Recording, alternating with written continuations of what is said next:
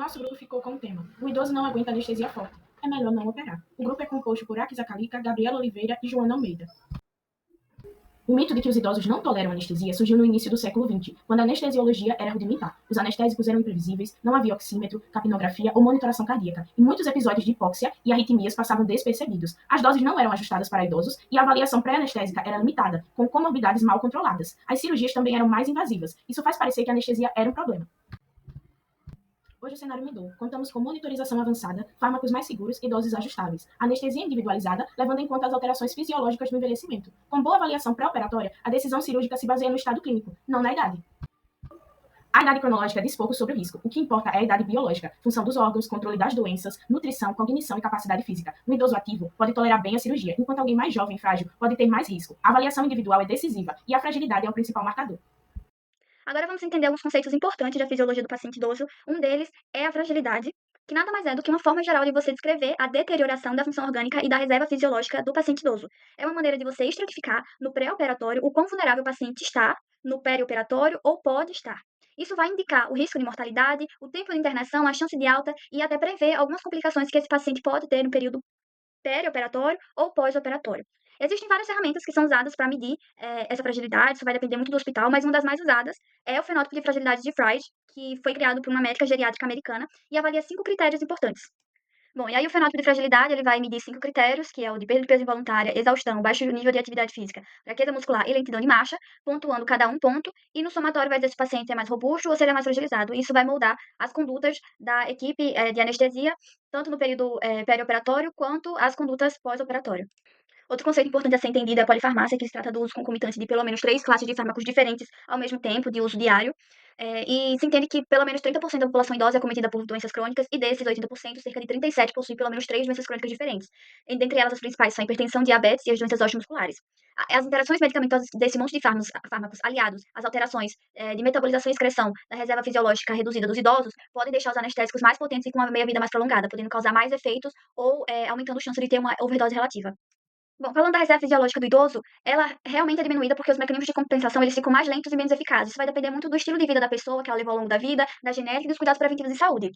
No sistema cardiovascular, o coração ele perde sensibilidade aos receptores beta-adrenérgicos. Então, quando a pressão cai, ele não consegue acelerar a frequência cardíaca como deveria. Para compensar, ele usa a pré-carga para aumentar o débito cardíaco. Então, qualquer perda de volume, como um jejum prolongado, uso de diurético ou pequenos sangramentos, pode reduzir rapidamente o débito cardíaco. Somado a isso, os barorreceptores, que detectam as mudanças de pressão, também ficam mais lentos e menos responsivos. Então, você tem um paciente que tem menor capacidade de aumentar a frequência cardíaca, o volume sistólico e uma tolerância muito baixa à queda de pressões. Na anestesia, isso se traduz como uma vulnerabilidade grande aos vasodilatadores, como Propofol, que podem causar impotência importante. Como o idoso ele não compensa bem a taquicardia, muitas vezes ele responde melhor a vasoconstrutores do que tentativas de aumentar a frequência cardíaca com atropina. E é por isso que na indução anestésica você faz doses menores, mais lentas e fracionadas. E outra coisa também é que a pressão do idoso ele oscila muito facilmente até com mudanças de posição devido à lentidão dos barorreceptores. E se a pressão cai, o risco de isquemia miocárdica sobe, porque a perfusão coronariana diminui. As artérias, elas também ficam mais rígidas pela calcificação e pela perda de complacência. Isso aumenta a resistência vascular e risco cardiovascular. O ventrículo esquerdo, ele tende a hipertrofiar ao longo da vida, e o sistema de condução, ele pode sofrer fibrose, o que aumenta o risco de arritmia, especialmente de fibrilação atrial. No sistema respiratório, quase metade das complicações perioperatórias são por causas pulmonares. Eles têm uma imunidade mais baixa, têm menor reserva respiratória e maior risco de ter hipóxia, hipercapnia e pneumonia. O tórax já é mais rígido, os músculos respiratórios são mais fracos e o parênquima pulmonar, ele parece ter um padrão enfisematoso. É menos elástico, tem mais espaço morto e o fechamento precoce de pequenas vias aéreas. Isso faz com que o idoso desature muito rápido e tenha a telectasia praticamente garantida quando faz uso de anestesia geral. E para piorar, a resposta ventilatória, a hipóxia e hipercapnia, é pelo menos 50% diminuída do que comparado a um adulto jovem. Então, os sinais clínicos de falência respiratória, eles são mais discretos, é mais difícil de serem percebidos. Outra coisa também é que a apneia obstrutiva do sono é muito comum e a via aérea colabora com mais facilidade. E aí a ventilação com máscara muitas vezes é difícil. No pós-operatório, tem um risco mais elevado de hipoventilação, dessaturação e arritmias. E o reflexo da tosse também é fragilizado, o que acaba dificultando a limpeza das secreções e aumenta o risco de broncoaspiração e pneumonia. Já no sistema nervoso, o paciente ele precisa de menos anestésico, o paciente idoso, cerca de 30% a menos, mas ao mesmo tempo é mais sensível aos efeitos colaterais de todos os medicamentos. A atrofia cerebral e a perda de sinapses aumentam o risco de ter delírio e disfunção cognitiva pós-operatória. E em pacientes com demência prévia, que é até um pouco comum, isso é ainda mais evidente. Eles podem ter mais agitação ao acordar, mais dificuldade de se comunicar e maior risco de aspiração e maior vulnerabilidade à hipoxemia. Além de que eles são mais difíceis de relatar se sentem dor ou se sentem algum efeito. Bom, e aí no sistema renal, o idoso, ele tem uma redução natural da taxa de filtração glomerular. Isso significa que ele tem uma menor depuração dos fármacos, dos anestésicos e dos seus metabólitos, então prolonga o efeito dessas drogas. Além disso, o risco de insuficiência renal aguda no pós-operatório é maior, seja por desidratação, por drogas nefrotóxicas, por uma hipotensão prolongada ou doenças vasculares prévias. As alterações farmacocinéticas também mudam bastante. O idoso costuma ter menos volemia, mais tecido adiposo e menor fluxo renal e hepático. Isso faz com que os anestésicos lipofílicos, como o Propofol, tenha um volume de distribuição maior, enquanto o metabolismo e a eliminação de praticamente todas as drogas ficam mais lento. Na prática, isso prolonga o tempo de ação e aumenta a sensibilidade a efeitos colaterais dos fármacos. As respostas dos sistemas reguladores do sistema renina-angiotensina-aldosterona e do ADH também é reduzida. Então, o idoso tem mais risco de instabilidade hemodinâmica, especialmente em situações de estresse cirúrgico, como perda de volume ou uso de vasodilatadores. No sistema endócrino, a desnutrição é bastante comum e tem um impacto direto na mortalidade perioperatória, no risco de infecções e também dificulta a cicatrização. A termorregulação também é prejudicada, com menor massa muscular e menor metabolismo basal. O idoso ele perde calor mais rapidamente e entra em hipotermia com facilidade durante a cirurgia. As comorbidades também são muito frequentes, especialmente hipertensão e diabetes tipo 2, o que aumenta o risco de complicações perioperatórias. E, no geral, a resposta ao estresse cirúrgico é mais lenta e menos eficiente, o que reforça a necessidade de ajustes cuidadosos em todos os aspectos de anestesia. E é por tudo isso que a avaliação pré-operatória geriátrica é muito importante, considerando aí a fragilidade, a polifarmácia e a reserva fisiológica. Ela é essencial para que a equipe cirúrgica e anestésica antecipe os riscos, personalize o plano anestésico e aumente significativamente a segurança do idoso no perioperatório e também tenha consciência das complicações mais comuns que podem ocorrer no período pós-operatório. Pensando nisso, na aplicação de anestesia, tem algumas estratégias que a gente pode adotar para diminuir a possibilidade de complicações e efeitos adversos em pacientes idosos. Uma dessas estratégias é a titulação de doses, que nada mais é do que administrar o fármaco de forma gradual, em pequenas doses sucessivas, até atingir exatamente o efeito desejado, evitando tanto o subtratamento quanto efeitos adversos pela dose excessiva.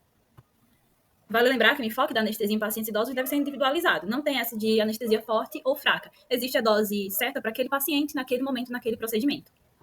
Essa estratégia também deve ser aplicada na analgesia, visto que pacientes idosos apresentam maior risco de complicações, como depressão respiratória induzida por opioides, de forma que é sempre necessário adotar uma abordagem escalonada, aumentando a dose apenas conforme necessário. E quando os opioides não forem necessários, não utilizar AINES ou então analgésicos comuns, como paracetamol e dipirona.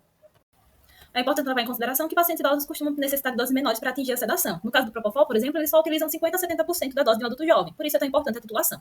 É importante também levar em consideração algumas características para a escolha do fármaco que vai fazer o bloqueio neuromuscular, optando por atracúrio e cisatracúrio como primeira escolha, já que eles possuem uma duração de ação mais previsível, em detrimento do rocurone e mipancurone. Também recomenda-se evitar usar alguns fármacos com moderação por conta do risco de complicações, entre eles os benzodiazepínicos, a ketamina e os opioides, pelo risco de delírio e complicações respiratórias, hipóxia durante a cirurgia, entre outros. A escolha da anestesia também deve ser realizada de forma individualizada, caso a caso, de acordo com o paciente e suas condições físicas e também de acordo com a cirurgia que vai ser realizada. Anestesias regionais, como a local e neuroaxial, possuem algumas vantagens, como a diminuição de complicações pulmonares ou delírio, porém elas não podem ser usadas em todo tipo de cirurgia. Quando o médico precisar optar pela anestesia geral, é importante priorizar sempre hipnóticos de rápida titulação e que possuem menor impacto hemodinâmico e também é necessário, importantíssimo, manter a vigilância rigorosa durante a operação para poder prevenir complicações que podem vir da anestesia. Pacientes idosos que são submetidos a procedimentos que exigem anestesia devem ter uma monitorização avançada. Para isso, um anestesista qualificado deve estar presente para monitorar a estabilidade hemodinâmica e se a anestesia e a analgesia estão sendo adequadas. Além disso, é necessária a implantação de vários dispositivos de monitoramento para esses pacientes. Isso inclui o monitoramento da pressão intra-arterial, da concentração da hemoglobina, o monitoramento da glicose, da gasometria e também da oxigenação cerebral, que é crucial para prevenir algumas complicações decorrentes da hipóxia nesses pacientes durante o operatório. Isso diminui significativamente o risco de delírio e declínio cognitivo, que são complicações importantes para esses pacientes. Para pacientes que são submetidos a cirurgias, existem os protocolos de recuperação otimizada ou de recuperação aprimorada após a cirurgia. Na sigla em inglês, seriam chamados de ERAs. Isso basicamente é uma abordagem multiprofissional e multidisciplinar para o cuidado do paciente cirúrgico, e eles são extremamente importantes, especialmente para o paciente idoso. Eles vão possuir uma série de elementos baseados em evidências que vão apoiar a recuperação e reduzir as complicações e reações ao estresse corporal causado pela lesão, envolvendo tanto cuidados pré-admissionais, pré-operatórios, intraoperatórios e pós-operatórios, como, por exemplo, a escolha adequada do analgésico, a adoção de uma cirurgia minimamente invasiva, a remoção precoce de catéteres, a mobilização precoce, que também é extremamente importante para esses pacientes, entre outros cuidados que vão ser adotados ali pela equipe multiprofissional para o cuidado desse paciente. Outra ferramenta que basicamente faz parte desses cuidados pré-admissionais do protocolo ERAS seria a pré-habilitação, que basicamente envolve uma série de terapias que podem ser adotadas pela equipe para otimizar o estado desse paciente antes da cirurgia, com o uso da terapia respiratória, por exemplo, do tratamento cognitivo, da terapia ocupacional, fisioterapia, além de outras técnicas como a redução do estresse e a otimização da nutrição desse paciente. Então, podemos resumir o cuidado do paciente idoso em 3 fases: as pré-operatórias, intraoperatórias e pós-operatórias. No pré-operatório, a gente vai avaliar esse paciente cuidadosamente, seu estado nutricional, a presença de fragilidade, de medicamentos em uso, e também realizar todas aquelas estratégias pré-operatórias, como a pré-habilitação, para poder melhorar o estado desse paciente antes da cirurgia. Durante a operação, a nossa preocupação é o ajuste adequado da dose de anestesia, a monitorização e evitar complicações, como hipotermia e hipoxemia. E no pós-operatório, a gente vai verificar a analgesia adequada, manejo de complicações como delírio e disfunção cognitiva, que são bastante frequentes, e de complicações urinárias ou pulmonares, que também são frequentes e podem ser reduzidas com as estratégias que a gente já mencionou. Por enquanto é isso, essas são as nossas referências, e obrigado pela atenção.